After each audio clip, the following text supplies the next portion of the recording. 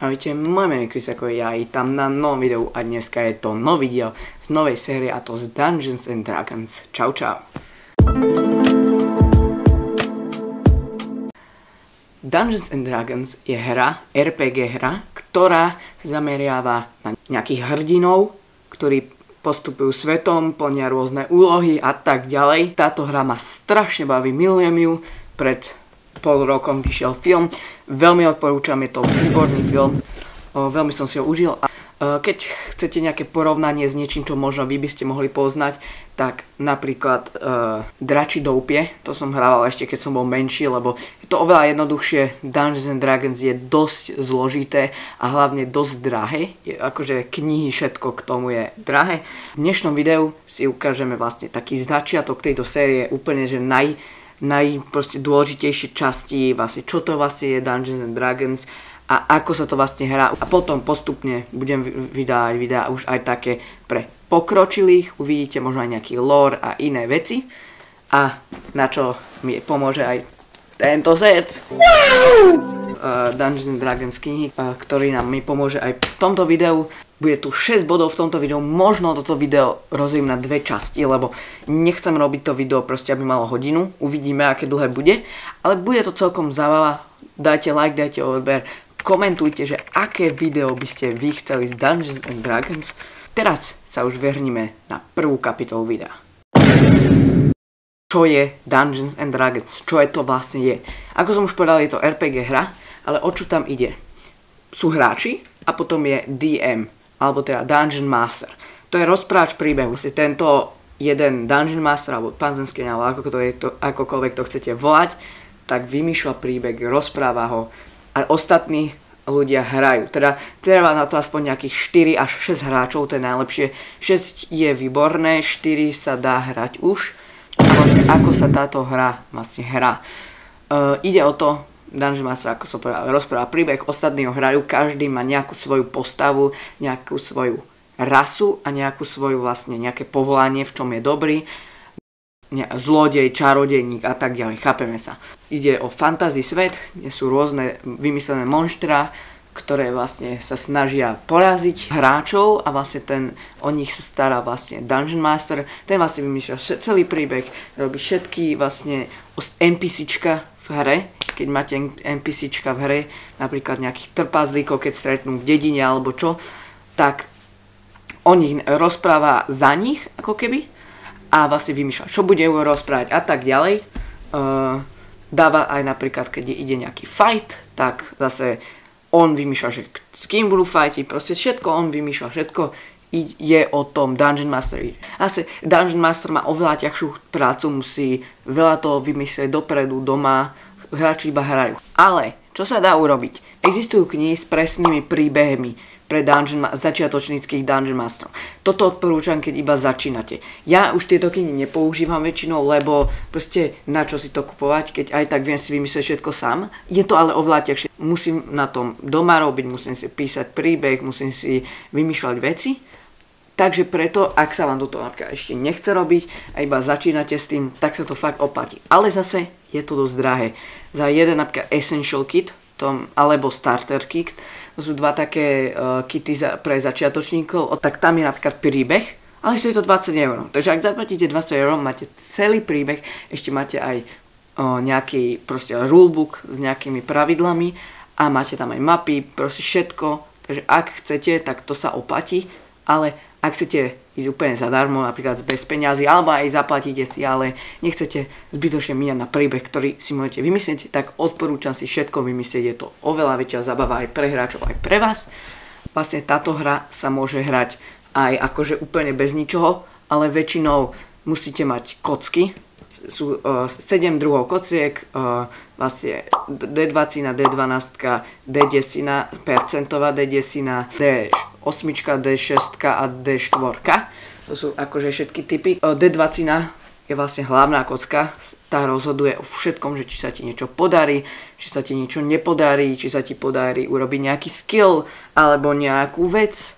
Napríklad keď chcete niekoho presvedčiť, tak si hádžete vždycky D20 a ostatné kocky sú iba na fight, alebo na nejaké elixíry a také veci sa niekedy používajú iné kocky, ale sú hlavne 90% na fight. Ešte percentová, teda desinová a stovková, tak tie sa tiež používajú niekedy na percenta, ktoré sa až tak často nepoužívajú, ale dobré, hej.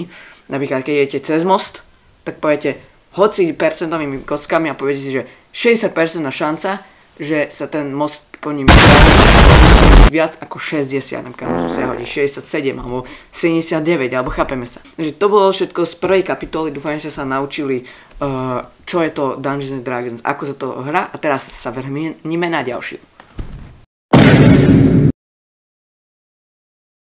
Takže druhá kapitola je tvorba postavy.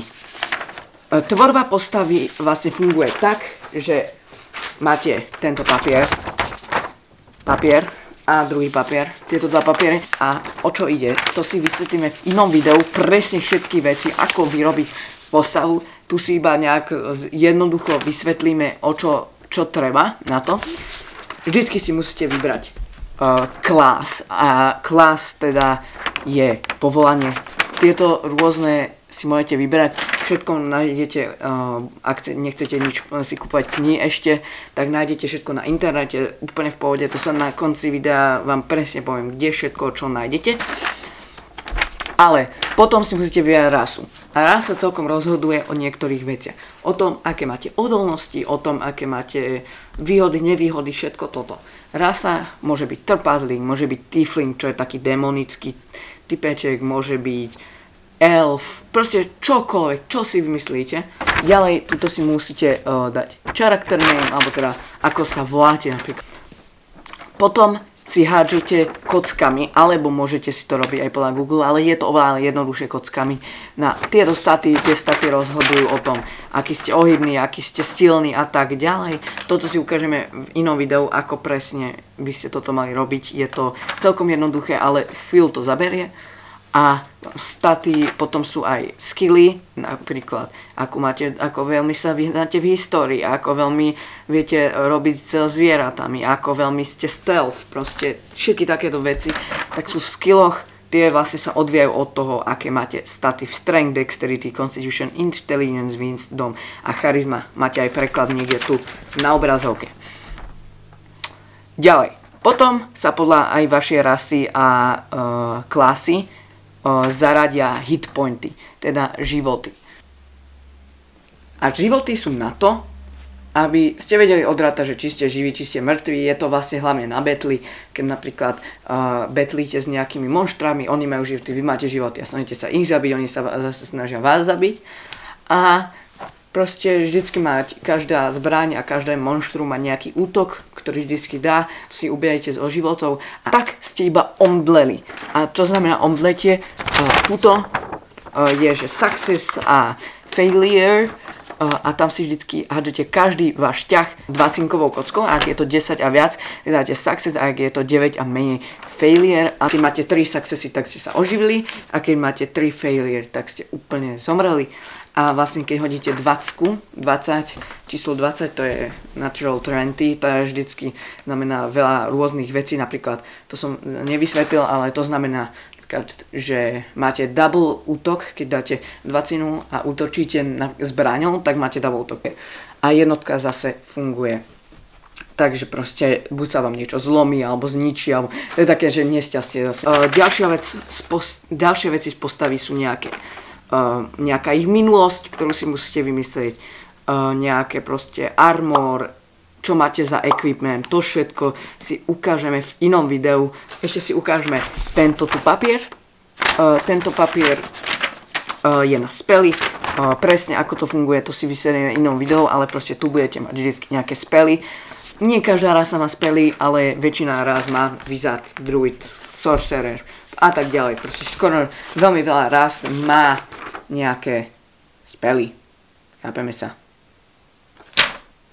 Skoro každá. A môžete, napríklad ja hrávam tak, mňa to tak oveľa viac baví a milujem spely, že ja dávam všetky klásam. Fighter normálne môže mať iba keď si dá špeciálny subclass, to sú nejaké podklasy, keď máte nejaký class, napríklad fighter, tak môžete si na nejakom leveli dať ďalší subclass, proste nejaké pod vlastne fighterom, nejaký typ fightera, že aký ste typ fightera, tak je taký, čo vie kúzliť sloty, máte nejaký počet spelov, ktoré môžete za deň využiť a máte nejaké spely, ktoré dostávate. Každý level sa vám zvyšuje, počet, ktorý môžete urobiť, aj nejaké nové spely dostávate. Každá vlastne klása to má trošku inak, ale presne ako fungujú tieto dva papiere, ktoré sme si práve ukážeme v inom videu, máte sa na čo tešiť, určite budem robiť viacero Dungeons and Dragons videí, lebo túto hru milujem. A teraz, keďže už máme vytvorenú postavu, sa premiestime na tretiu kapitolu. Tretia kapitola je svet Dungeons and Dragons. Proste celý svet. Sú dva spôsoby. Existujú proste vymyslené svety už dopredu, ktoré buď sú v niektorých knihách, alebo v niektorých boxoch, ktorí sa odohrajú priamo Dungeons and Dragons, proste nejaké príbehy, ktoré si môžete kúpiť, ale zároveň môžete si kúpiť nejakú knihu o tom svete a vlastne vymyslieť si celý príbeh v tom svete, ale zároveň si môžete vymyslieť aj svoj svet. Ja oveľa radšej si robím svoj svet vlastný, kedy si môžem všetko vymyslieť ako ja chcem, môžem si vymyslieť meda. Je to oveľa viac práce, ale je to aj väčšia podľa mňa zábava, ale každý to má inak. Nehovorím, že vy by ste si to mali robiť tak ako ja, iba hovorím, že ja si radšej vymýšľam celý svet úplne odznova, robím si celý world building. Existujú svety ako Forgotten Realms, Eberron, Dragonlance, Ravenloft, Dark Sun, Planetscape, Spelljammer a Mystara. Toto všetko sú úplne svety, úplne každej inej galaxii.